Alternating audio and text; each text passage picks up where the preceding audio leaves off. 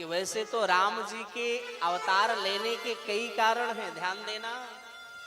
ए मेरी मैया गौर करना, राम और कृष्ण के अवतार लेने के कई हेतु हैं कि राम जी का अवतार इस दुनिया में क्यों हुआ, किसके लिए हुआ, किस कारण से हुआ, आखिर अयोध्या में ही क्यों आए, राजा दशरथ की ही बेटा क्यों बने। बहुत सारे कारण हैं अवतार लेने के। हमारे गोस्वामी जी 5 कारण रामायण में बताते हैं। जब आप राम कथा सुनना तो उसमें जरूर सुंदर तरीके से विवेचन किया गया।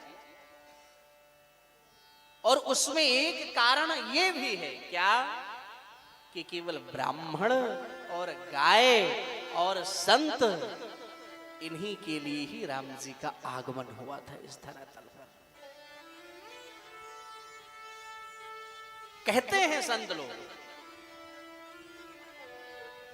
बेप्रधेनु सुर संतहित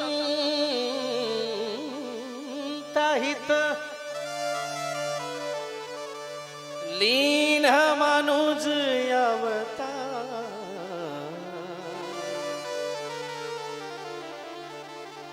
निज इच्छा निर्मित तनु श्री माया गुण गोपाल।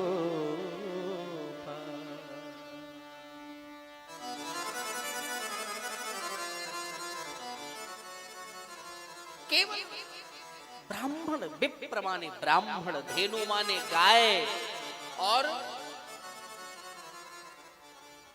सुर संत हित, सुर माने देवता, संत इनके लिए ही मेरे प्रभु का अवतार हुआ। तो हमें भी इनकी सेवा करनी चाहिए। अगर इनकी सेवा करो तो निश्चित रूप से भगवान आपके घर आएगा, संशय नहीं। इसलिए सेवा करनी चाहिए, बड़े भाव और श्रद्धा के साथ करनी चाहिए। जब हमारे घर में कोई ब्राह्मण आए ना, तो ब्राह्मण को भोजन कराने का उतना ही फल बताया गया है इटावा वालों, कि जितना अपने घर में हवन करने का फल मिलता है उतना ही ब्राह्मण को भोजन कराने का भी फल मिलता है। क्योंकि एक बात गौर कर ले, ये दोनों भगवान के मुख से जन्म लिए हैं। कौन कौन? एक तो अग्नि और दूसरे ब्राह्मण। इन दोनों का जन्म भगवान के मुख से हुआ है। ये मैं नहीं कह रहा हूं। बोले फिर कौन बोल रहा है? हमारा शुक्ल यजुर्वेद कह रहा है।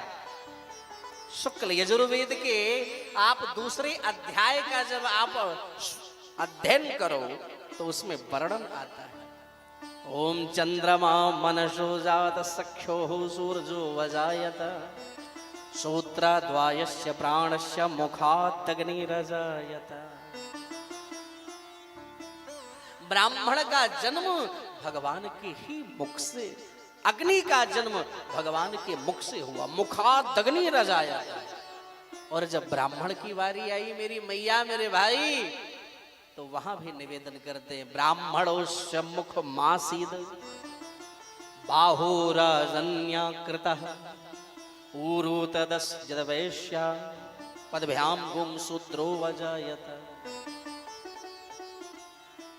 तो ब्राह्मणोस्य मुख मासीद, ब्राह्मण का भी जन्म भगवान के मुख से हुआ है।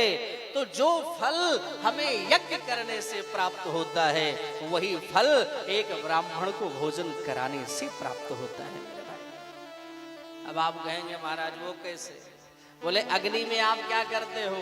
सुंदर तिल, घी, जौ, चावल ये सब डाल करके आप क्या करते हो? हवन करते हो। पंडित जी मंत्र बोलते हैं स्वाहा, आप कहते हो स्वाहा। तो अग्नि के मुख में जब आप स्वाहा करते हो वो भी भगवान प्रसन्न होते हैं। और जब ब्राह्मण को भी घर में बुला करके और घी में बनाई हुई पूड़ी और कचौड़ी और मालपुआ और रबड़ी और ये वो फलाना ढमका जब आप खिला देती हो ना, तो ब्राह्मण पेट पे हाथ धर के बोलता हाँ भाई मजा आ गया। तो अग्नि में स्वाहा और ब्राह्मण के मुख में आहा उतना ही फलश्रुति बताई गई है मेरे भाई। इसलिए ये बात आप नोट करके रखो, हम कुछ ना कर पाए अगर ब्राह्मण की ही सेवा कर ले, ये मेरा परम सौभाग्य है। अत्यंत प्रसन्न होंगे ब्राह्मण की सेवा करने से भगवान। ब्राह्मण की सेवा से ही प्रसन्न होकर के राजा बलि को भगवान ने त्रैलोकी का राज्य प्रदान कर दिया।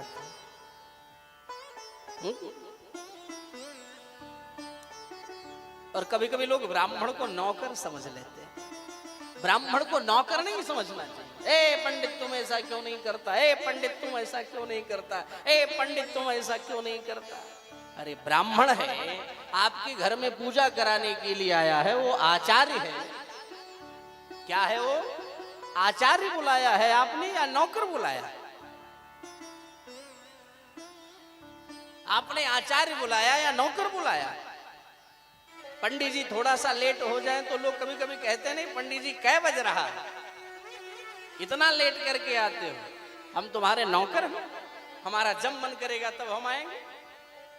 अरे ब्राह्मण आपके घर में आए, कुछ भी पूजा पाठ ना करे, केवल भोजन करके अपने घर चला जाए, लेकिन फलश्रुति ऐसी आएगी कि आपके पूरे जीवन को बदल देगा। चूंकि ब्राह्मण का आशीर्वाद ही मेरे लिए काफी है मेरे भाई।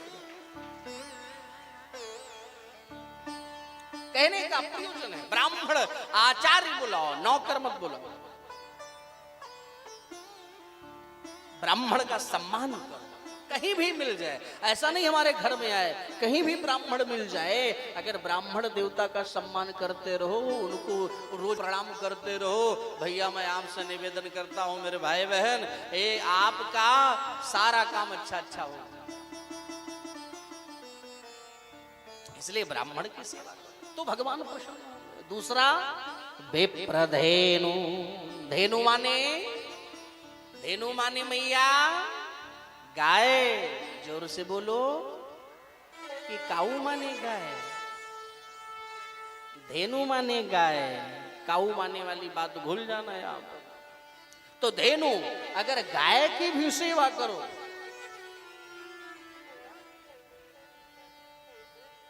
धेनु माने गाय, गाय की भी सेवा करनी चाहिए।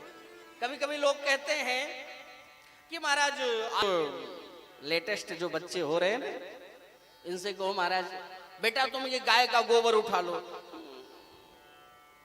अपने हाथ को देखेंगे, चार गोबर गोबर कैसे उठाए? अरे चुल्लू भर पानी में डूब करके मर जाओ, तुमको शर्म आ रही है गाय के गोबर उठाने में? शायद तुम ये भूल गए हो, ये गाय का गोबर बड़ा ही पवित्र माना जाता है। इतना पवित्र माना जाता है कि जब हमारे यहाँ सत्यनारायण भगवान की कथा होती है तो गाय के गोबर से ही लक्ष्मी को बना करके माना जाता है। लक्ष्मी जी विराज। आप कह रहे हो हाथ गंदा हो जाएगा। अरे तुम्हारी किस्मत अगर फूट गई है, तुम्हारा भाग्य एकदम बेकार हो गया है, और गाय के केवल गोबर उठाओ, गाय की सेवा करो, नित्य सेवा करो, तकरीबन 5 वर्ष सेवा कर दो, मैं गारंटी लेता हूं आप पूरे देश में अपने नाम को पैदा कर दोगे। गाय की सेवा करने का ये फल होता है मेरे भाई। आपको लगेगा कि हम फेंक रहे हैं, नहीं झूठ बोल रहे हैं। गाय की सेवा जिस जिसने की, आज वो किसी बड़े पद पर ही विराजमान। फॉर एग्जाम्पल, हमारे उत्तर प्रदेश के आदरणीय मुख्यमंत्री माननीय योगी आदित्यनाथ जी, अभी 4 दिन पहले का उनका एक स्टेटमेंट आपने सुना होगा कि आप कैसे मठ में आए और कैसे योगी बन गए। आप तो उत्तराखंड के रहने वाले हैं, आप कैसे यूपी आ गए, कैसे योग धारण करिए, सन्यास कैसे धारण कर लिया, आप श्री गुरुदेव अवैधनाथ के शिष्य कैसे बन गए, ये सब क्या कारण था? तो उन्होंने जो गाय की सेवा बताई मुख्यमंत्री जी ने, कि हमने हमारी ड्यूटी लगाई सेवा करना है, और मैं बिना सोचे समझे कंटिन्यू गाय की सेवा करता गया, गाय की सेवा करता गया, गाय की सेवा करता गया। और हो ना हो, आज उसी गौ माता की सेवा के बल पर आज मैं यहाँ पर विराजमान हूँ मेरे भाई बहन। तो गाय की सेवा कोई साधारण नहीं है। अपने जीवन को अगर बदलना चाहते हो तो गौ सेवा जरूर करो मेरे भाई बहन।